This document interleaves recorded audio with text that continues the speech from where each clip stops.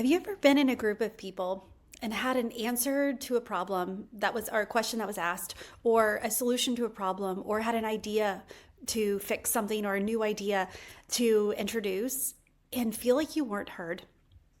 Feel like you were dismissed, feel like people didn't actually listen to what you were saying. Even worse, someone else says the exact same thing and you're like, that's what I just said. Have you ever experienced that? Hi, my name is Tami, and welcome to the Full Weight of Joy podcast. I'm so glad you're here, and this is what we're going to talk about today. This wasn't the podcast that I was expecting to drop today, but this is a question that multiple people and several of my clients have come to me with this, and I thought it would be a great just to talk about it for a moment. So this will be a shorty episode, but I think that it's going to hit home for some of you, and it also kind of sets up some of the next podcast episodes, I don't know why it's such a hard word today. I don't know, some of the next podcast episodes that I'm going to talk about that have to do with conflict resolution and conflict management and how to be seen and heard and how to understand how you're coming across. And so I figured this would be a great way to introduce that and to get you excited about it. And then also give you some tips on how can you be heard. How can you be seen? How can you get your point across when you feel like you're not? And let me set the scene here a little bit. First of all, if you are watching on YouTube, that this is not my normal recording location. I am actually in Germany right now with Kyle's family, and the kids are at home with grandparents. Like, they are having a blast and finishing up the school year. And it was just a quick trip, and I just felt like I needed to come on here and share with you. I would be doing it outside because the view is absolutely gorgeous. However, it's freezing, and I didn't dress appropriately for it. I just have a light jacket, and it's a little bit colder than that. But I digress. Here we are. When we're in a room, especially the more crowded it is, I know that there's some of you who are like, nope, I get my point across no matter what. But let's just say for the majority of us, a lot of times we'll have a great idea. We'll have the answer, or at least have some suggestions of how we can get to the answer. And we feel like we're not heard. Or we have an initiative that's important for the organization, whether it's ministry, whether it's a business, whether it's even a family. And we have an initiative that we want to push, a value that we need to envelop and to grow. And people don't realize why. So I just want to talk about that for a minute with you, because being heard is really important, because I have no doubt that idea, that solution, that answer is the one that everyone's looking for. It has nothing to do with the answer itself that they're not listening to. We are inundated with information. I know I've used this stat before, and I need to look it up exactly again to make sure. Like, I know that I think it's 60 years ago, so not that long ago, in our parents' lifetime and some of our lifetime. I'm not quite 60, but I'm a couple years, right? 15 years I'll be there. But 60 years ago, that's not that long ago. Today, we have more information, and we have to process more information in 1 hour than 60 years ago they did in a lifetime. So let that settle in for a moment. And you wonder why people are not hearing you. It has nothing to do with the answer that you're giving them or the project that you're presenting them. There's so much information, so much noise out there, that if you don't present it in a way that actually allows them to hear it, they're not going to hear it.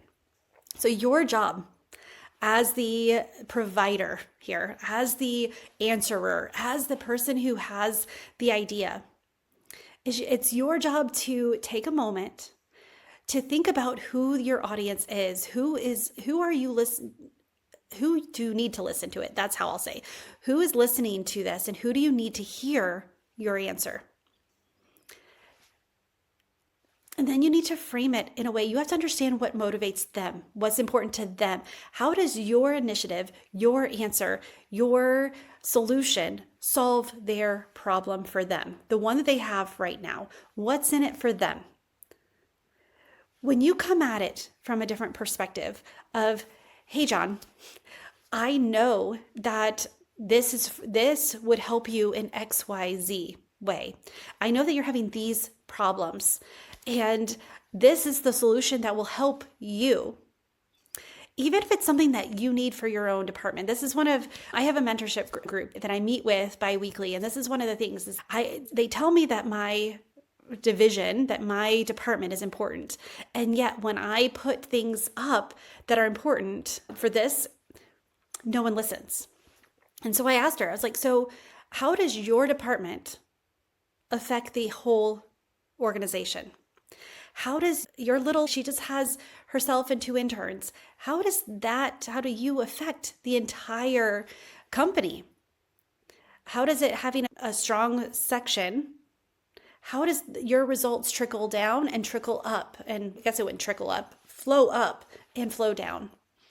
And so when you step back and you look at the motive and the mission of the audience, whether it's one or many, take a moment to ask yourself, what's in it for them?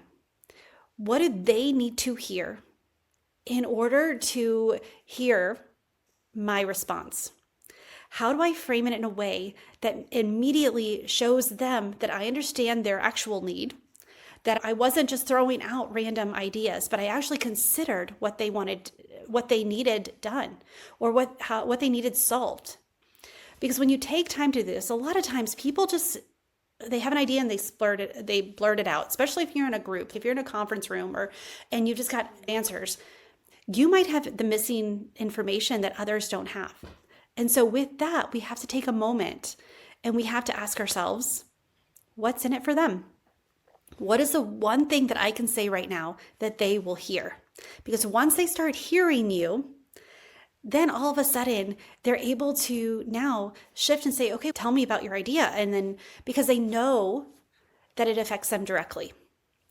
Again, this is not something we have to take offense to because again, we have so much information, so much data being thrown at us. And I have no doubt that whatever problem they have is not the only problem that they're dealing with. They have probably home life problems. They have work auto problems. They've got so many, how many of us? I know that I rarely have a problem to solve in only one area of my life. Even with parenting, I've got 90, right? Even with the dogs, even working with the dogs or the chickens, I've got multiple things that I'm working on with them. Or it's spring, trying to spring clean and get everything ready because everything's growing, whether you're ready or not. And you got to start mowing and clipping and watering and all of that. We have so many things on our mind. If you want to be heard, you have to give them a reason to hear you. This is your opportunity to step back. Sometimes that means setting down our ego and thinking that we know best and actually dig into what is the source of the problem? What is the motivation of the person who's actually asking the questions or who has the actual problem? Because when we step back and we ask ourselves this, what will they hear? What actually do they need? Sometimes we can provide a better solution. Sometimes we see that our solution actually wasn't as helpful as we thought. Or sometimes we're like, no, this is right. And you can actually be heard. And isn't being heard and considered, isn't that our goal in this moment? We may not have it all the way, but at least to be seen and heard and known that, hey, we are someone who you can come to for solutions. Or at least let's bounce ideas back off. Let's brainstorm together. But when you're in a crowded room, instead of deciding in advance that you just aren't heard, so you're just going to keep your mouth shut, what if you already knew the motivations for everyone in the room? What if you knew their vision and their mission and what was important to them, their values and what projects they were working on? What if you did your homework and then were able to speak at it from, hey, Susan, I know that you're working with XYZ. This is something that we're doing in our department that may be able to help you. I know that this is a problem you have. Have you considered? When you do that, when you pull back and you lower your ego a little bit and realize that it's not about you, it's about the outcome, right? It's about working together. It's about the collaboration. It's about having your information with their information makes a better product, a better outcome. Even with your family, This is something that I am working on with my son, is when I'm asking him questions, instead of coming at him with the solution, understanding what motivation does he have in this moment. Typically, it is to control the situation and to prove that he's almost a man and know that he knows what to do. But if I understand that, then instead of coming out with solutions, then I get to ask him questions to help him see that he may not have thought everything all the way through. But when you step back and you look and you ask, what is the motivation of the person in front of me? How can I make myself heard by them? How can they see me and see me as an ally instead of a competitor or a threat or more noise? A lot of times when they're listening, they're not actually listening. How many times have you been and you listen to somebody, you even look in them in the eyes, and then all of a sudden you're like, oh wait, can you repeat that? I was thinking of something else. So much noise is going on that when we talk about it from what's in it for them, it snaps you out. It sets you apart. And then it lets the audience know, the listener know, that I've considered your needs. This is not just what I think, but this is what I've done my research and what I believe will help you. Who doesn't want to be helped, right? We all need help. We all need support. We all need guidance. We all need additional ideas. When you walk into a room, know the motivations of the room. Know the people that you're talking to. Know the problems and the source of the problems that they are experiencing. Look at how what you do help the other person, make their life easier. If it shortens their project, tell them, hey, are you interested in shortening the lifespan of your project or the timeline of your project? I can help you be more efficient. Or if there's productivity, I have an idea that'll help you be more productive. I would start with, hey, what would additional productivity do for your department? But by looking at what their motivation is and stepping back and framing it in a way they can hear it, it changes the whole conversation. All of a sudden, you become the expert in the room because you know how to answer it for them. And so I know it's simple to say, and it takes some work. It takes some time to sit back, and you have to ask yourself, what are their motivations? What are their visions? And sometimes it's as easy as asking them, like, hey, I just want to just ask them some questions. Everyone loves to ask questions and gain clarity, but ask them what their motivation is. Ask them, like, hey, what is the outcome that you're looking for here? And there's another tool that if you're working with a team, if you understand the Enneagram, you will be able to understand the motivations for each person, because even if they're in the same department, chances are their outcomes are based on their own core avoidances or their own core desires, these core motivations that are innate inside of us and that drive our reactions. And when you start to step back and you start to ask yourself these questions and ask what's in it for the others, then now you move from reactionary mode to response mode. Instead of coming out with them with more information, you're actually able to give them valuable insight. So insight is so much more important than information. We have plenty of information, but we need support, we need motivation, and we need insight. We need someone to say, yes, I hear you, and here is, have you considered? That just by saying, have you considered, instead of you should, even that lowers the tension and allows you to be heard in a completely different way. So this month in May, I've got we are in May. Yes, May. We're in May. I was about to say, are we in June already? Because I've been recording things for June. So I was like, yeah, it's June. But no, it's May. It is May. I've got some great episodes for you coming. We're going to talk about conflict resolution. We're going to talk about conflict management. How do we, without even understanding what others' motivations are, how can we manage our own? How can we be seen? How can we be heard? And how can we address, what are ways that we can walk into a room, whether we know them or not, and we can be prepared to have a conversation? What if we have to have a difficult conversation? How can we prepare for that, even if we don't know how they're going to react? I have some tools for you. I have some ideas, I have some tips, and I have some stories that I can't wait to share with you. But I just wanted to get this first. I thought it was really important that I jump on here and I change out the podcast that was supposed to be this week and let you know that there's ways to be seen and heard without having to be forceful. You don't need to be an extrovert. You don't need to be louder. You don't need to be quieter. You don't need to be any more you than you. This is an opportunity for you to really understand the people in the room. When others feel heard and understood, their defenses go down. They actually lock in and will pay more attention to what you're saying. And you'll see even the body language releases a little bit when because they feel seen and heard. And when they feel seen and heard, then they will see and hear you back. So if this is something that you want to talk about, if this is something that you struggle with, it's not uncommon, whether you are the one hearing or the one who're like, Tami, I don't hear when other people say, I immediately feel defensive. We can talk about it because either way, let's understand why. We understand what's in it for them. And when we understand and we can come at it at a different way, it is so much easier to be seen and heard and understood. And it's so much easier to be able to give feedback, to give support, to give valuable insight to what others are doing, and also to get it for ourselves as well.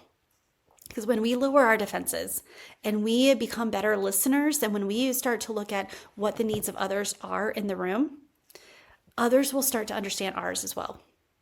And so I can't wait to share more with you. I can't wait to share conflict resolution. I can't wait to talk about the Enneagram more. It's been a while. It's been a minute since I've talked about the Enneagram. And it's one of the things that I have a coach who is helping me really hone some of my messaging. And she's like, Tami, I've watched the last 10, 12 episodes of your podcast, and you have rarely mentioned some of the things, like your core perspective. And that's one of the things that I promised her I would start doing, is sharing more of my core perspective with you. Not just tips and tricks, but really the how and what I've spent the better part of 2 decades of my life studying, which is human nature. Back in even when I was in the Air Force, my job was people. It was helping the people who worked under me get what they needed, the people who work or above me get what they needed, and to manage both in a way that used tools efficiently and effectively. So management and people have been my thing. And so one of the things that has helped me is the understanding the Enneagram. I wish I had it back when I was in the Air Force. I think that it would have been a lot easier to understand my boss and the people who worked for me or with me, really. They were way smarter than I am. But when we use tools like the Enneagram or Clifton Strengths or the understanding personal dynamics, when we start stepping into self-mastery, which is more than just knowing your need in the moment, we can step back and we actually we can be the best version of ourselves. And so that's where we are heading. And I feel like the first thing we need to do is really to hone in on this conflict resolution, this conflict management, because we all have conflicts. We all walk into a room and we're misunderstood or not heard. We've all had said something but meant something different, or they took it in a different way. We've all had to have difficult conversations, right? And so wouldn't you like a tool that helps you with all of that? That by understanding your own tendencies, your own nature, it will help you walk in and understand how you want to respond and the insight you want to give, or how you want to be received or perceived. So if you knew that there was a tool that could help you, wouldn't you want to know about it? Well, that's what I'm going to share this next couple of weeks, this next couple of podcast episodes. And I want you to send me questions. If you have questions about any of this or anything else that we talk about, no questions are off the table. You know that. Send me a message on LinkedIn or Instagram. Those are the two that I get all the time. I've been hanging out on LinkedIn lately. If you haven't gone over there, then I would love to chat with you there. And if you haven't tried the Purpose Mapping Quiz, I highly suggest that you do it. We all have a purpose archetype. We all have this limiting belief, or we want more. I love it when I just want more and I don't know what more is. I can help you with that. And the purpose mapping quiz is the first step. And so send me an email or go to TamiMarieCoaching.com/quiz and take the 7-question. It takes 2 or 3 minutes max. You just pick the best answer. There is no right or wrong answer. It's the best answer. And just to see, take that first step, because again, information alone is not enough.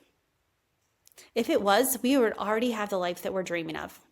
It's the action behind it. It's understanding the information. It's understanding why we do what we do that allows us to take the right actions to get what we want, to get uncomfortable in the right ways, to get where we need to go. And so if that's something that interests you, go take the quiz and then shoot me a DM or send me an email or reach out at some way. There's a link also to book a call. So book an elite purpose mapping call. That's a mouthful, but elite purpose mapping call. Yeah. Where we're going to go through and we'll map your purpose. We'll map it and you'll have a blueprint on what your next steps are. All right, friend. Thank you for letting me jump in here and change up the order of things. I know you're like, Tami, I didn't know what you were doing anyway. So I get that, but I appreciate it anyway. And so I will talk to you soon. I hope you guys have a fantastic week. Send me a message on LinkedIn. I would love to connect with you. I'd love to know what resonates. If you have not left me a rate and review on Apple Podcasts, I would be so grateful if you would do that.